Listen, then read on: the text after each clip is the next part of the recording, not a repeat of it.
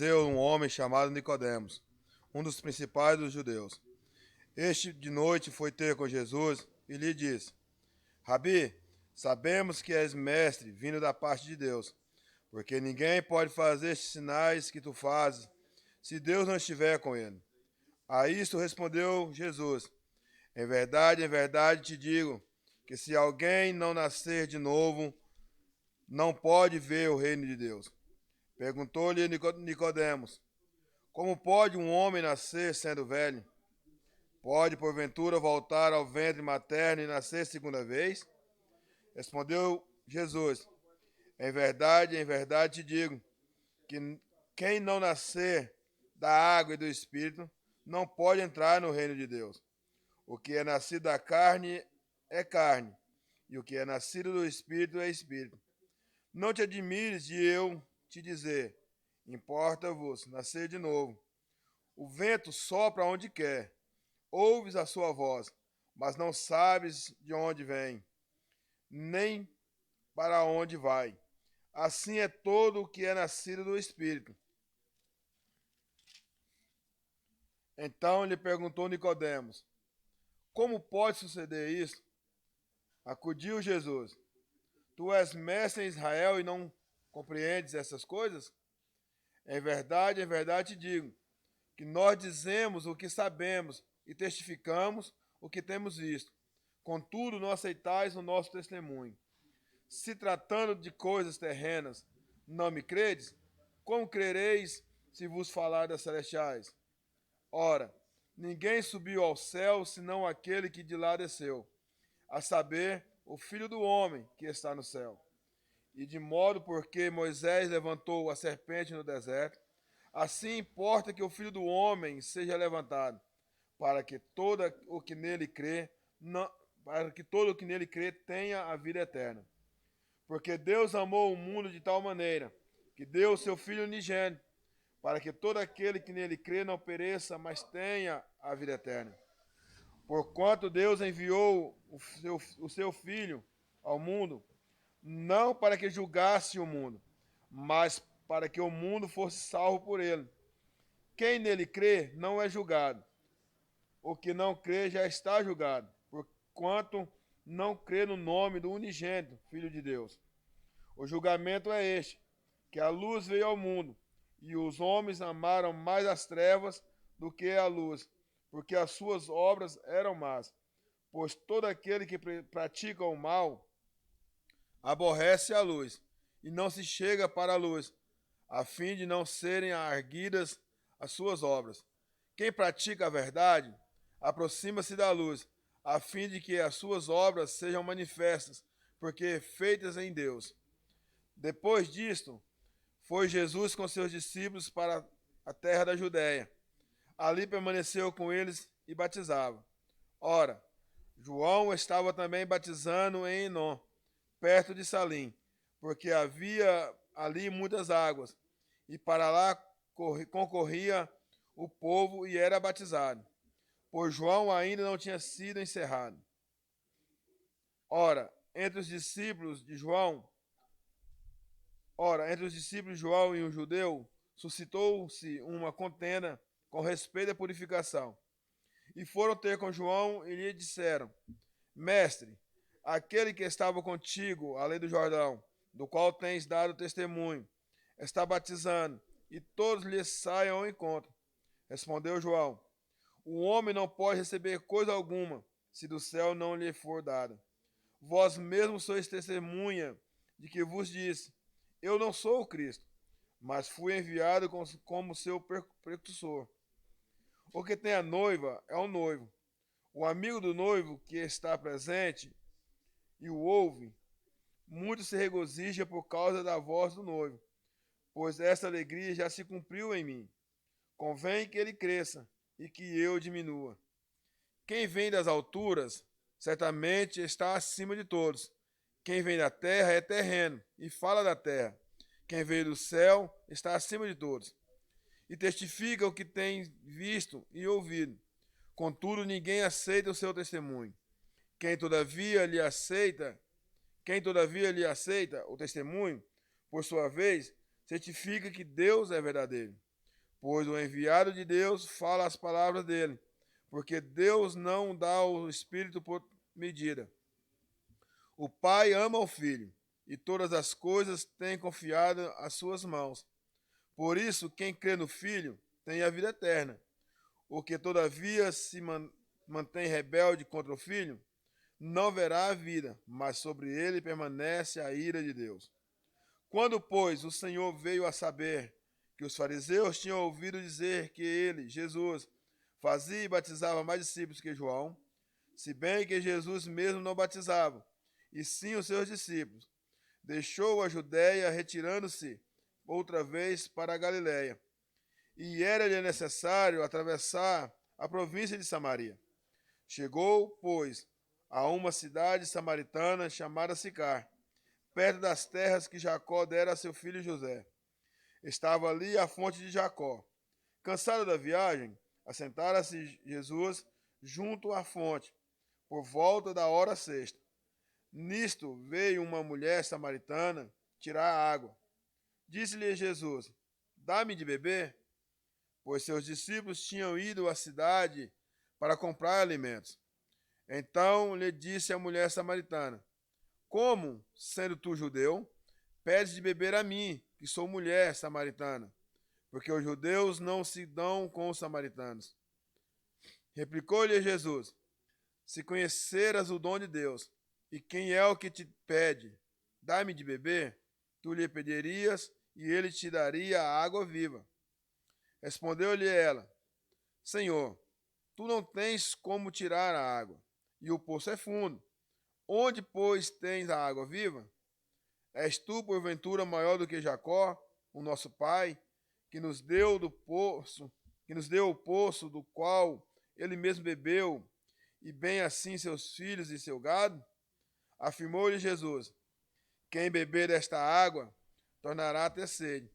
Aquele, porém, que beber da água que eu lhe der, nunca mais terá sede.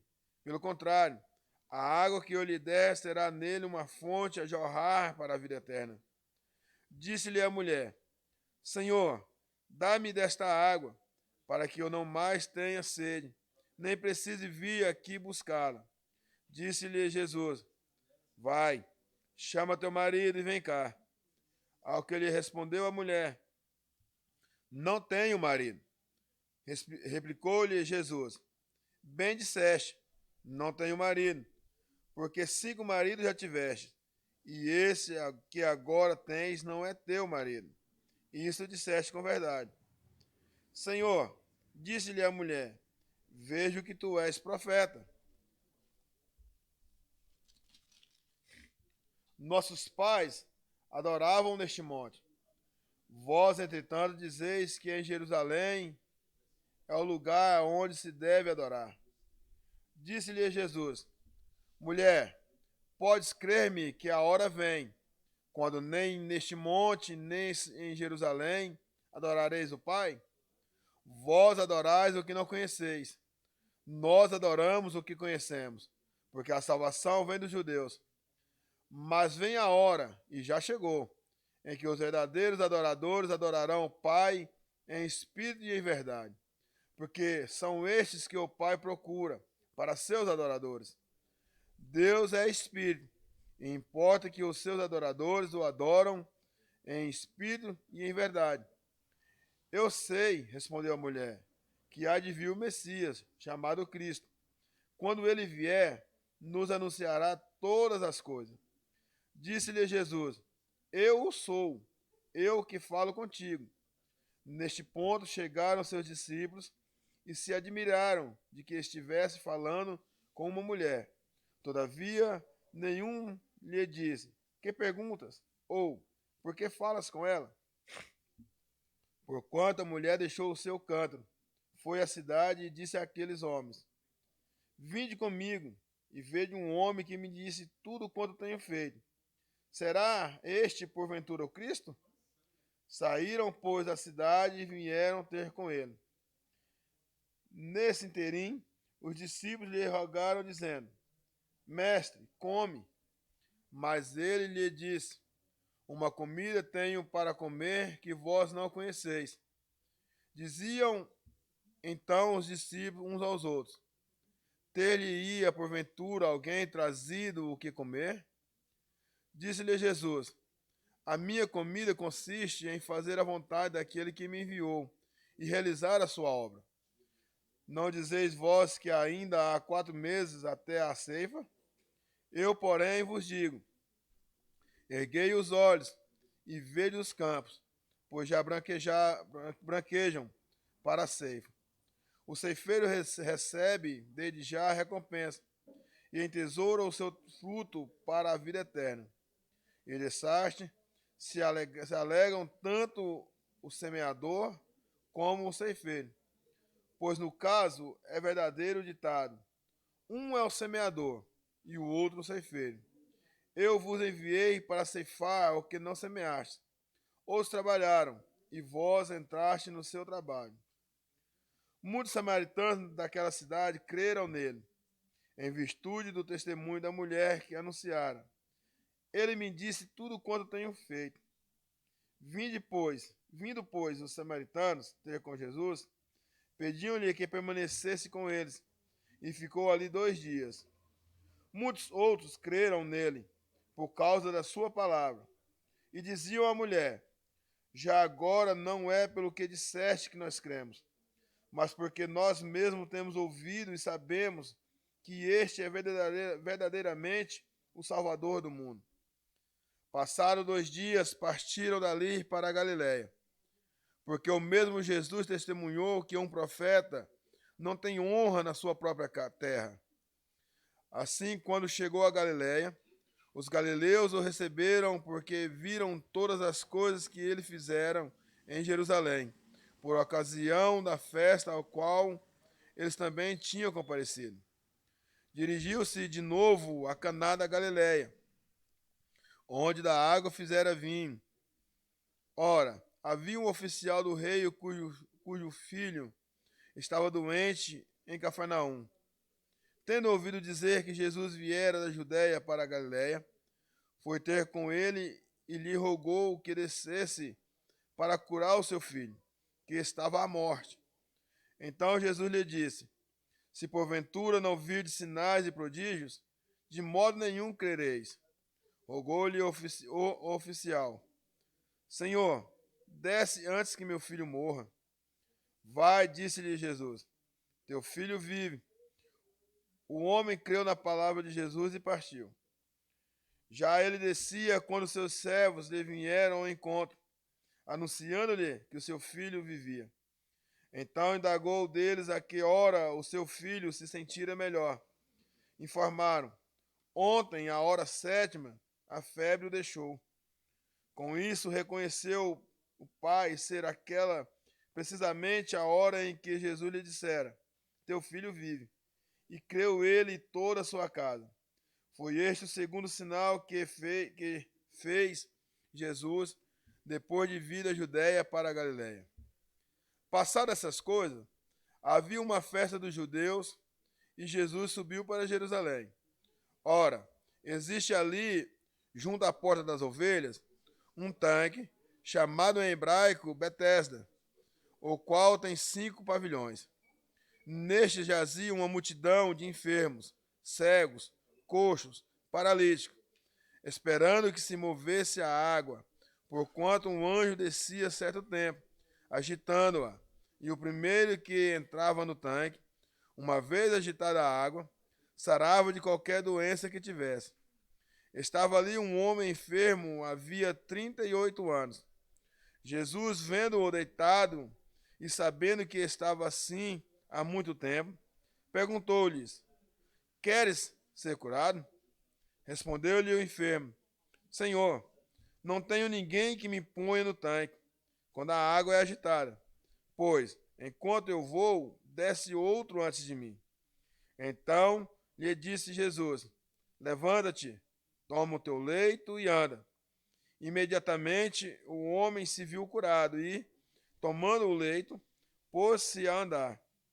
E aquele dia era sábado. Por isso disseram os judeus ao que fora curado: hoje é sábado, não te é lícito carregar o leito. Ao que ele lhes respondeu: O mesmo que me curou me disse: toma o teu leito e anda. Perguntaram-lhe eles: quem é o homem que te disse: toma o teu leito e anda? Mas o que fora curado não sabia quem era, porque Jesus se havia retirado por haver muita gente naquele lugar.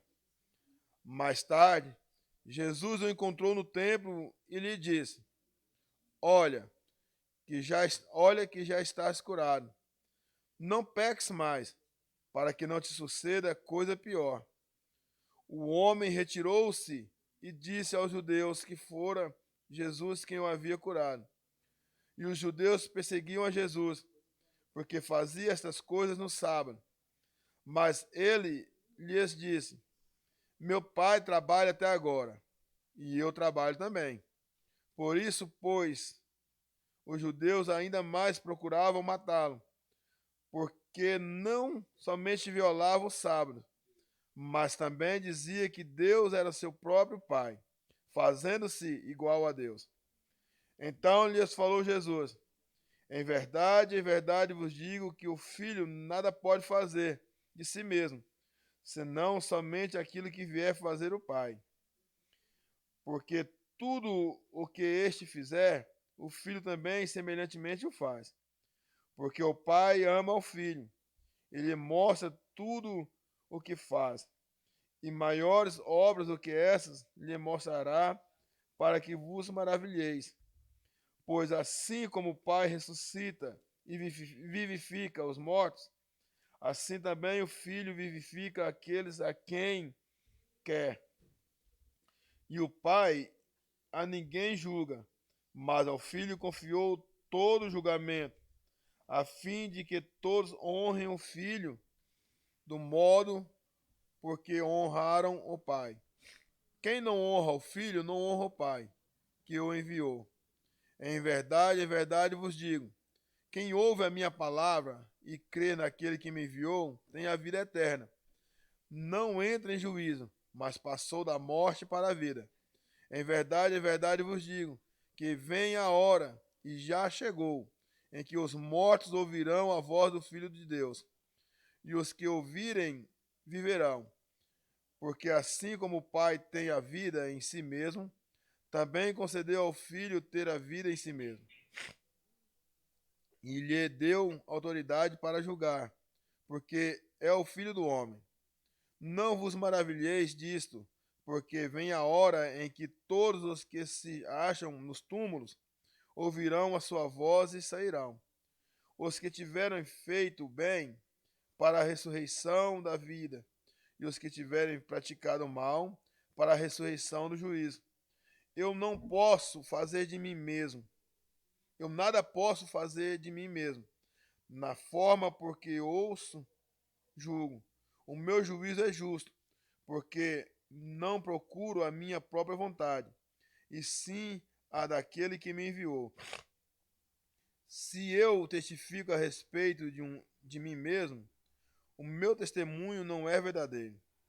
O outro é o que testifica a meu respeito. E sei que é verdadeiro o testemunho que ele dá de mim.